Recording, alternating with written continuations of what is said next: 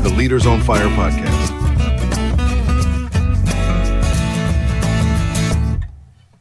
Welcome to episode 4 of the Prioritize Leaders series podcast with Leaders on Fire. Mark, how you doing today? I'm doing great, man. How about yourself? I'm doing good. And I'm actually pretty excited today because we get to talk about a topic that's called pace. Yes. Pace is one, I've had to learn a lot from you on some of this. You've actually taught me some pretty good pointers on this because pace, I think, has been ultimately a struggle for me. You know, sometimes I'm the volume is at 10 and I just want to get things done and I'm moving till I have no more steam left to it and I can burn out from it very quickly or feel high levels of stress, right? And that's one of the things that really affect the culture and affect our productivity is how much level of stress we feel. And pace is crucial at keeping that balanced out. But I want to ask you some things because I think that you have some really good lessons to it because you have a little bit of insanity to yourself and you run these things called the Ironman. In fact, how many of you ran so far?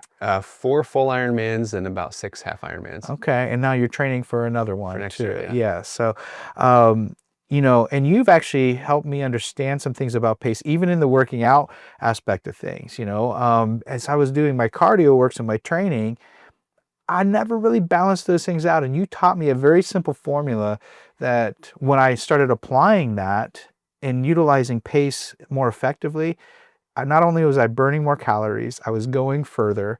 I actually kind of started enjoying and even strangely enough looking forward to even cardio days because literally pace put some things into balance for me. So I'd like to hear you share a little bit of your story and how pace, how running the Ironman and just that correlation of balance and productivity, how that all kind of ties together a bit. So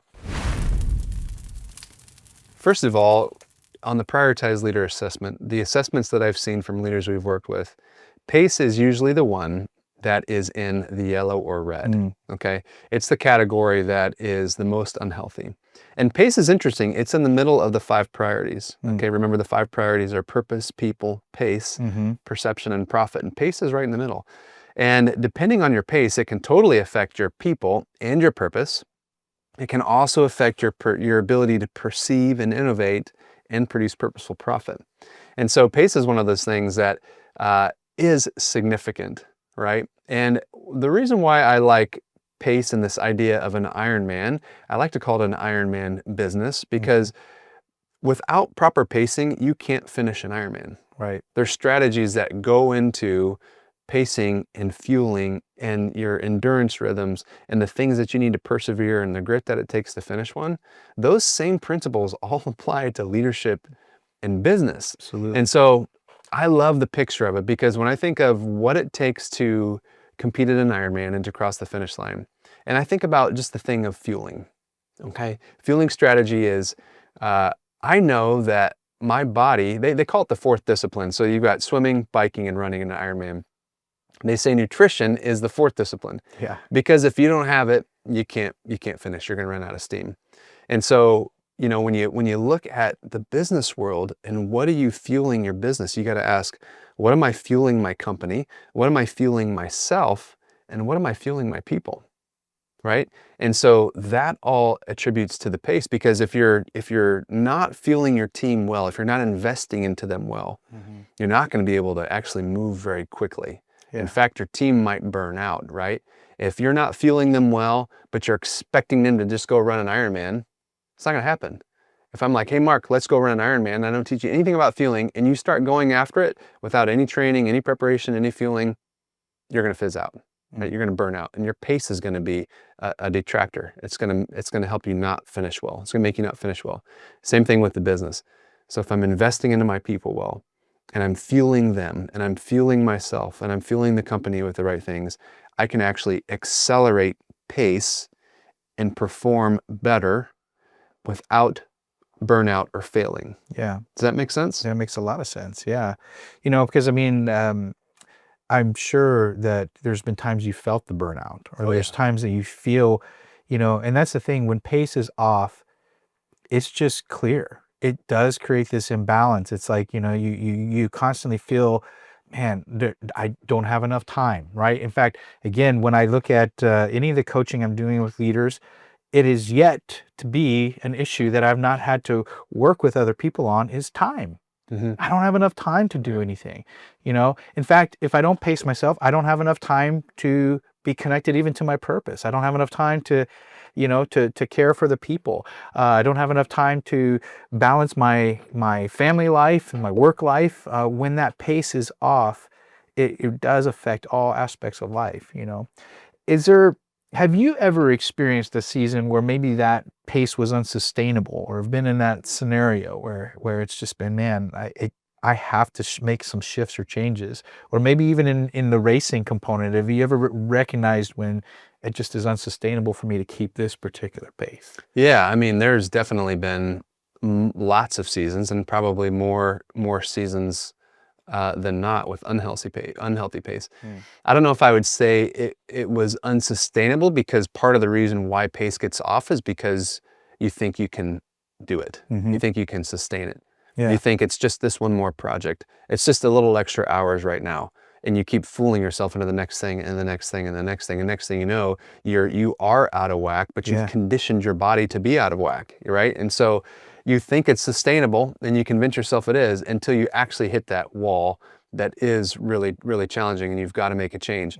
But sometimes you create the monster and the momentum that you can't just go, oh, I'm going to change the pace. Right. You've created a flywheel effect with all these other areas in your life that make it really difficult to pull pace back into a healthy thing.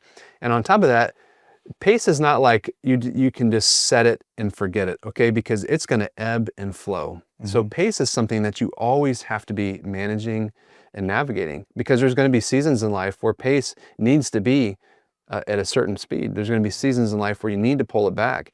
I mean, you just think about life, and you've got a season of young kids, okay? That's a different kind of pace than when you have older kids and you're running to all the sporting events, right? It's a different kind of pace when you start having grandkids. That's a different pace. Same thing with business, like a startup. It requires a lot of energy and pace, but it maybe is not something that you can sustain for the long haul. And so you've got to be able to have these proper ebbs and flows. And there have definitely been times in my life where I did not have pace right, and it was rooted in something deeper than just, I've got to get the work done. Usually it was pride of achievement. It was fear of judgment from others. Am I going to fail? I want to be successful. Those are the things that drive the behavior that make pace out of whack. It's typically not just because unhealthy pace is fun. No, there's something deeper going on that's making you want to get that. And for me, it was those things: pride of achievement.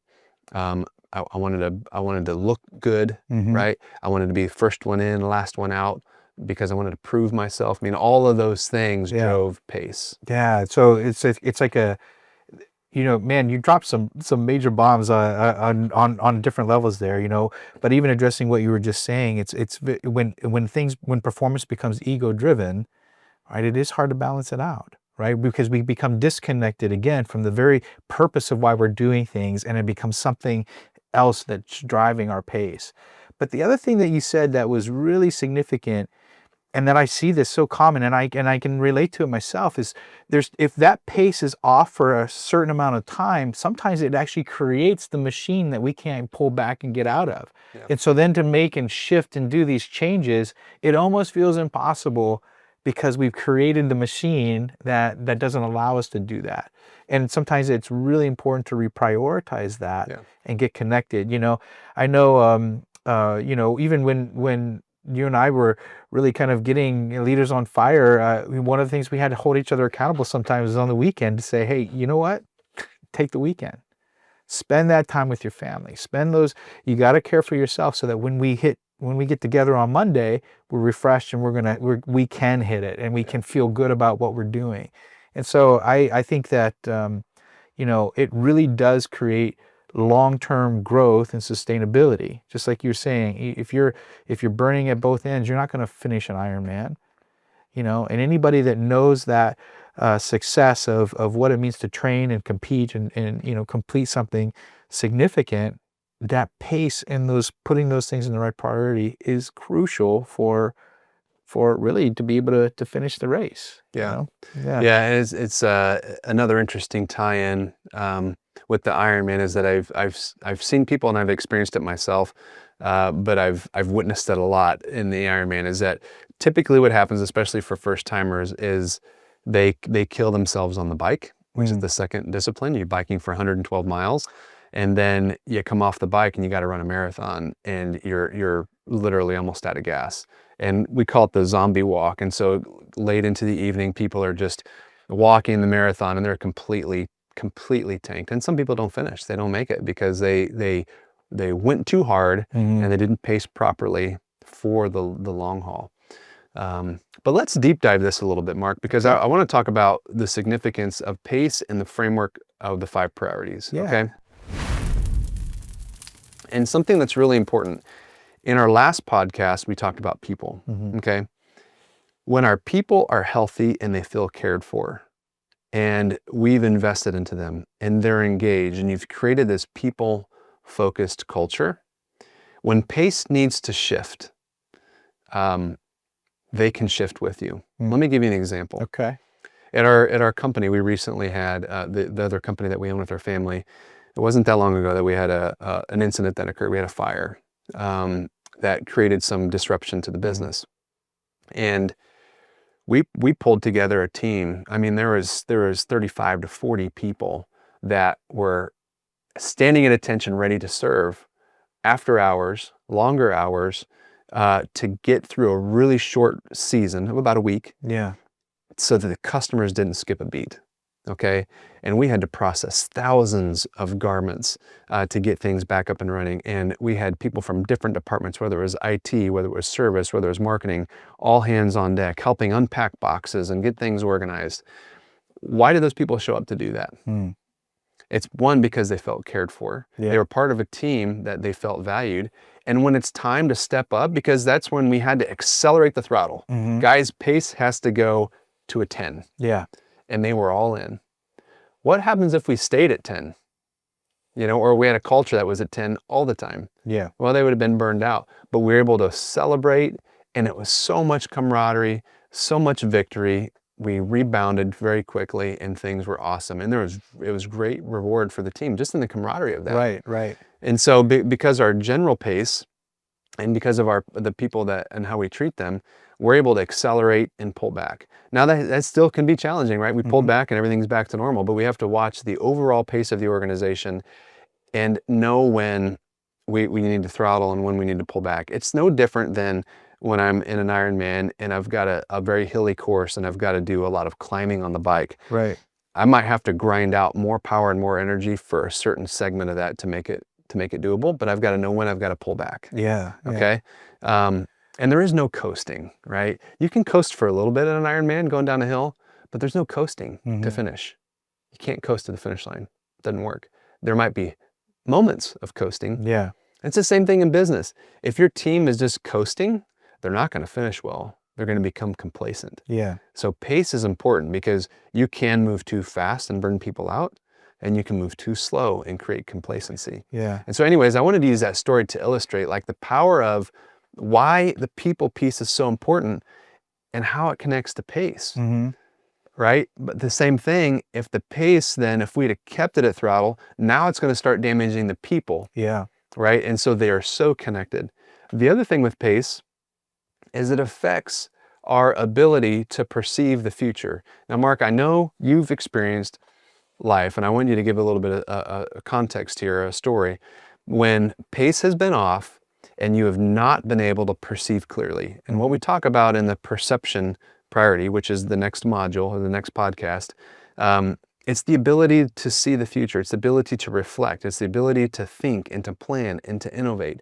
And when your pace is off, how does that cloud your judgment? Yeah. And can you think of a time where, because your pace was off, you were not able to perceive properly? Yeah, I think, yeah, and just to stamp a little thing that you're saying there, you know, that's so important is that pace isn't this static formula, right? It is a little bit of a moving element, but even in that story that you brought with the fire, and it was because purpose and people were more of a priority, that pace felt something engaging. There was a meaning to how much we were working and moving in that direction. And I think for myself, as I think back at different times of life and different projects, if I've procrastinated some or I'm waiting to the last minute to do certain things, it creates a lack of clarity because I'm feeling, again, when pace is off, stress rises.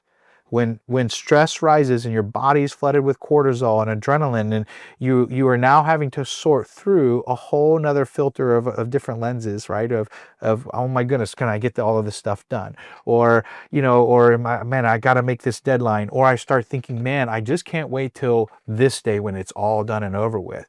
And if I don't have that pace set correctly, I can't be fully engaged and use my thinking and my energy in the right category for that. And I think I've definitely have had different things where I've gotten things done, and when I'm done with it, I'm just like, oh my goodness, I need a vacation, or I've also gotten things done where when the pace was set right, it was energizing. So it just felt good, and it was almost like, okay, what's next? What's going to be that next project to engage in, and I can be compassionate about it, right? And so without pace being set well, or if I have a culture and we're working within the culture where the pace isn't set well, you cannot perform with the clarity and the confidence that you can when it's set into play.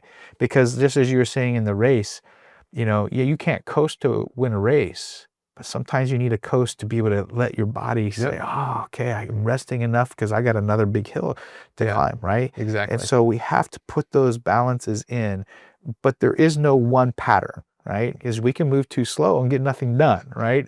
But if we're moving too fast all the time, it creates a place where you just don't feel like I want to be here, because it takes away from those things that are really valuable to you. You know? For sure. Yeah.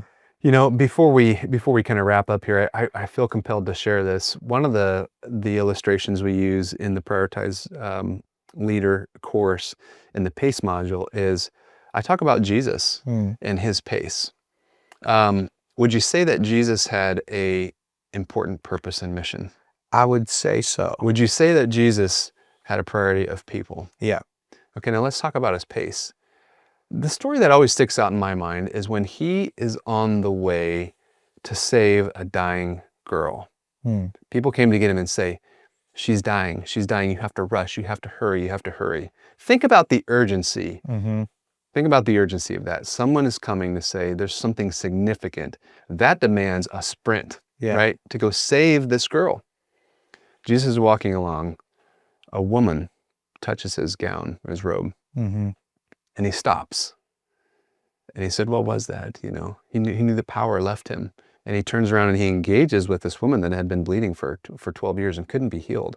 And he takes the moment and engages with her, meets her where she's at.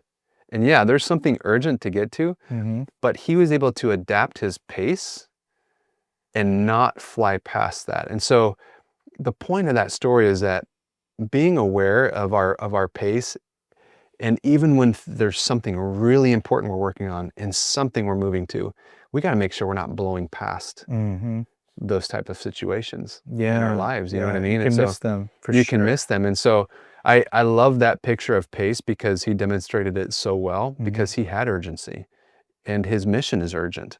Yet he also had a pace which was sustainable. He also would get up early in the morning and go spend time with the Father for 3-4 hours before anybody else was up to recalibrate his soul. He took that time to slow down, but he was on mission. He had things to do. And so I love that illustration. We deep dive that in the course.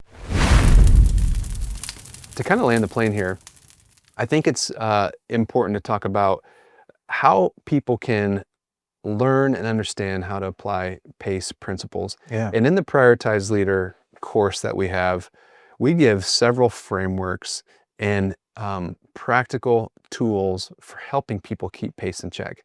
And again, they parallel an Ironman because we break it down into these things. We talk about fueling strategies.